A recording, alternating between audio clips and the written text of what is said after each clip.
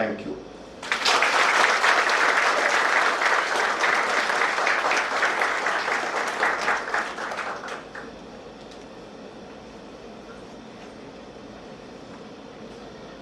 Mr. Chairman, sir, I request you to deliver your address and introduce the chief guest. For those who are graduating, but it's also a major milestone for this institute. It's our first convocation, our first batch of graduating students, in a sense, formally leaves the campus today, and it marks a completely new phase in this institution itself. You heard Professor Jagote describe the institution, what journey we have been through and what personally he has been through. And I think it's exceptional that in 4 short years, thanks to what Pankaj has been able to do, we've been able to create an institution that is beginning to, I would yet say beginning to, not has, establish itself certainly on the Indian scene, but steadily on the world scene, as an institution to watch for. An institution with potential, an institution that has begun to do great things and has the potential to do bigger things. I think this is something which we've been looking forward to, creating an institution of excellence, a research-based institution that takes forward research, teaching, and an engagement with the community around us, to be sensitive to the needs of this country and to address ourselves to see how technology can play a role in this by creating and graduating the best students and doing the best research. That's been the goal. And this is something in which we've had tremendous support from the Delhi government. I want to start with that straight away up front. There are few institutions that get the kind of support that we have had, and more importantly, for an academic institution in particular, to provide that support in a manner which is one that leaves us free to do what we want. The autonomy that we have had, the freedom that we have had, I think is something exceptional. This is an institution in which we've got a board that plays a major role, and I want to acknowledge the role of the board today. We have at least 2 of our board members here. I'm delighted to see them. They've played a major role in this. They've given up their time, their knowledge, and contributed in a major way to shaping where the institution goes and how it functions. All this under the overall umbrella of the Delhi government, and the tremendous help that we have had, in particular from our Chancellor, who also chairs our General Council.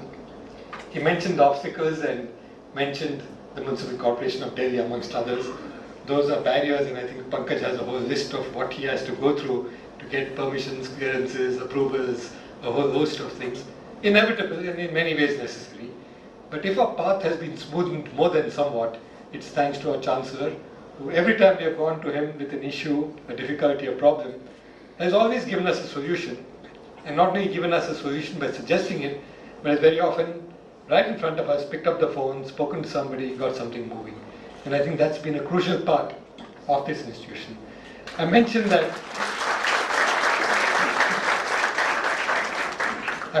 not only to acknowledge the role of the Delhi government and the Lieutenant Governor in particular, but hopefully as an example for how the government should interface with academic institutions around the world. We are going through a new phase of expansion in education in this country. There are a number of new institutions coming up. Over the last few years, the government has invested heavily in education. In fact, the 11th five-year plan was called by many as the education plan, a time when the government increased its investments in education in a very big way, a step function increase.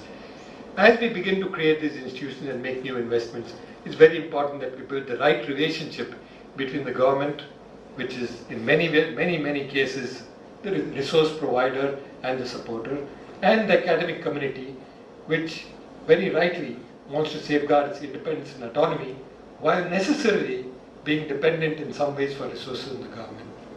That relationship is something which this institution, I think, has begun to show a completely new way on. In just 4 years, we have been a pioneer in terms of what that relation should be, how that role should be played, what the relative roles of the institution, its board, the faculty, and the government. And I think that's an important part of where we are. This, as in any other convocation, is a time to address yourself to graduating students. So I do want to do what is very traditional and conventional, to give them a few words of, you might say, gratuitous advice as they begin to step out. Some of them might be back in academia, but most of them will step out in the world of careers and jobs. And just a few thoughts to leave with them. Not necessarily in order, but I think of something which I think may be important as they go forward. The first is strive for excellence. And I think striving for excellence to me is something which we should all try to do. But striving for excellence is best done when you enjoy what you do and do what you enjoy.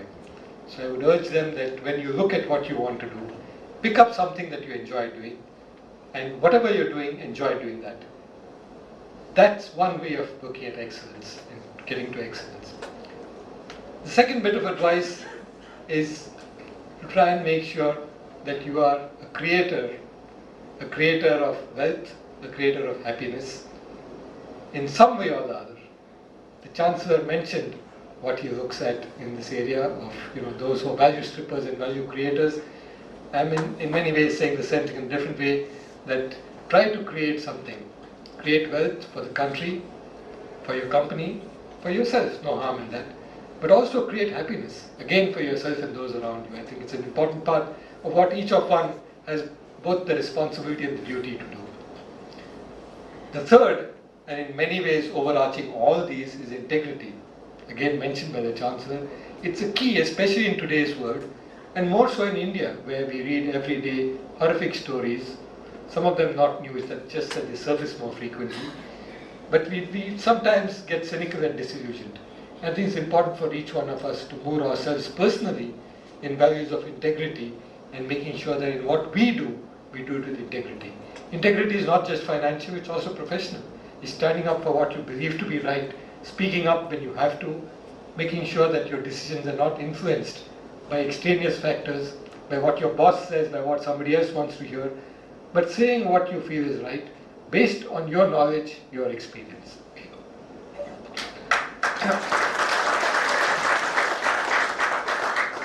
Finally, among the many other things that you might want to do is to keep in mind the fact that you are part of a larger community, and keep in mind the sensitivity that you need to show to those around you, and indeed in terms of contributing on a wider plane to what the country needs.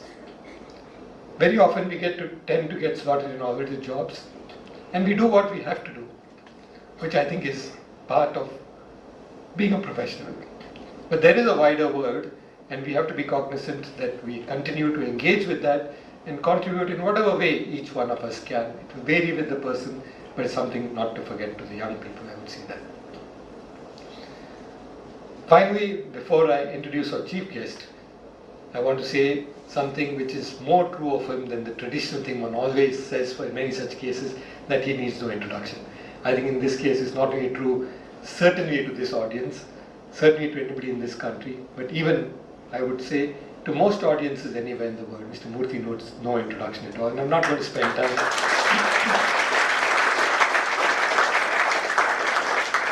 I don't want to spend time introducing him. I know you want to hear him. I just want to add one sentence about him, which is known but not so widely publicized beyond all his successes and all his personal qualities.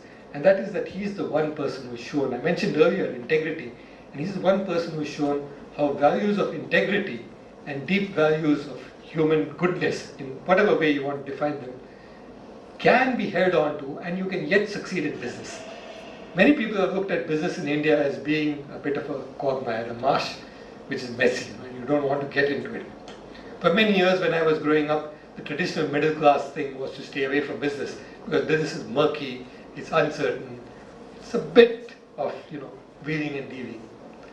And Mr. Murthy was one person who probably as a pioneer in this whole area showed that you can do business well, do business successfully, become internationally renowned, and yet hold on to the basic values which you don't give up. And I think that's the one part of him that I want to introduce. And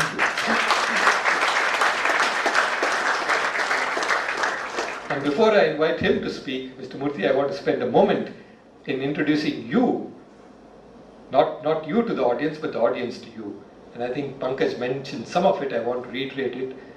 In this audience are particularly the graduating people, the graduating students, those who in many ways took a chance on this institution. What is the IIIT-Delhi? When we admitted our first batch, even the name was not known. And they were all came in, I'm sure, with a great deal of doubts, but they took that big step. I would even say that big risk. And I want to introduce them to you and tell you, here are people who are in many ways risk takers, but in a very carefully assessed and thought of way. So that's our first batch of graduating students, people who came in with an element of risk, assessed what they were getting into, and then have worked hard over the last 4 years, for which I know the faculty has made sure they did that, and are going to graduate and become, go out in the world. Some of them for 2 years as MTech, some for 4 years, but they've all been through this institute, through its growth pangs and its difficulties, of all the help that we got from NSIT, and through all the difficulties that they had to go through, to coming to this campus and graduating out of here. So I think that's the student. I also want to spend a moment introducing the faculty to you. Again, people who came in and who had choices. They're all very, very bright people with a tremendous track record, and they had the choice to go to many other institutions, to work abroad, to come back to India, to go to bigger name institutions with bigger brands, and yet they've chosen to come here. They chose to come here because they saw something here, a promise of something that could be done. They saw in the director a person who would provide guidance but also freedom and autonomy. And maybe somewhere in the structure of the institution they saw the hope to do some good research and to have the freedom to do that.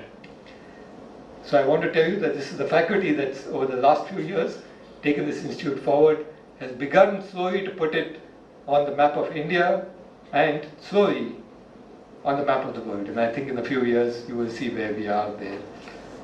Finally, I want to also tell you that we've had a staff here, a small staff, which has gone through tremendous amount of effort and pain in terms of getting the infrastructure going, first in NSIT and now here.